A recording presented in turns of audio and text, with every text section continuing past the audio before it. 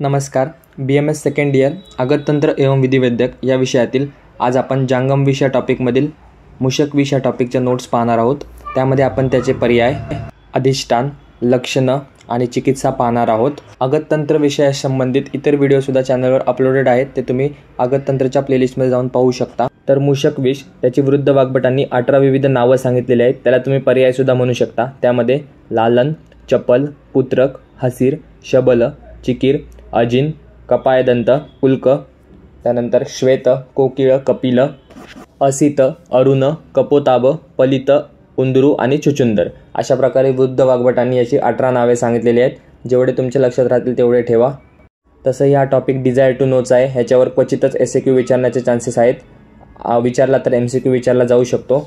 Next आहे त्याचे अधिष्ठान. शुक्र अधिष्ठान सांगितलेलं आहे. स्पर्श, नख व दंत इत्यादींच्या ठिकाणी रक्त दूषित होतं, त्यानंतर पिवळे पडतात व लक्षणे उत्पन्न होतं, त्याला मूषक विषाक्तता असं म्हणतात. त्यानंतर त्याची सामान्य लक्षणं. आता लक्षणांमध्ये 2 प्रकारे वर्गीकरण केलेलं आहे, स्थानिक लक्षणं आणि सार्वदेहिक लक्षणं. स्थानिक लक्षणांमध्ये दंशस्थानी ग्रंथी उत्पत्ती होते, शेवतू, कोट आणि चट्टे येतात. तर सार्वदेहिक लक्षणांमध्ये भ्रम, अरुची, वेदना, कंप, शीतज्वर, रोमांच, मूर्छा व व्रण इत्यादी लक्षणे दिसतात. मूषक विष व्यवहारी व कृच्छ साध्य असते. ज्याप्रमाणे मूषक विषाची स्थानिक व सार्वदेहिक लक्षणे सांगितलेली आहेत, तर त्याचप्रमाणे मूषक विषाची असाध्य लक्षणे देखील सांगितलेली आहेत, म्हणजे अशी लक्षणे जी साध्य होऊ शकत नाहीत.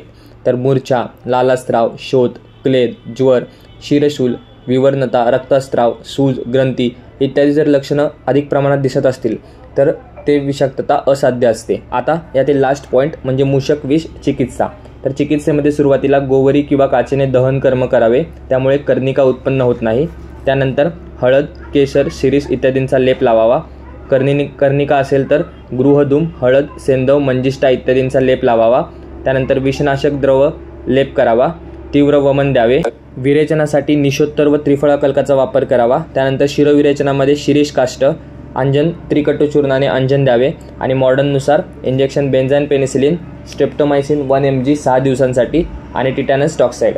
अशा प्रकारे हे होतं मूषक विषाच्या नोट्स. तसंच सर्पविष, लुताविष, अलर्कविष इत्यादींच्या नोट्ससुद्धा आपल्या चॅनलवर अपलोडेड आहेत, ते सुद्धा तुम्ही जाऊन प्लेलिस्टमध्ये पाहू शकता. व्हिडिओ आवडला असल्यास चॅनलला सबस्क्राईब करा, व्हिडिओला लाईक करा.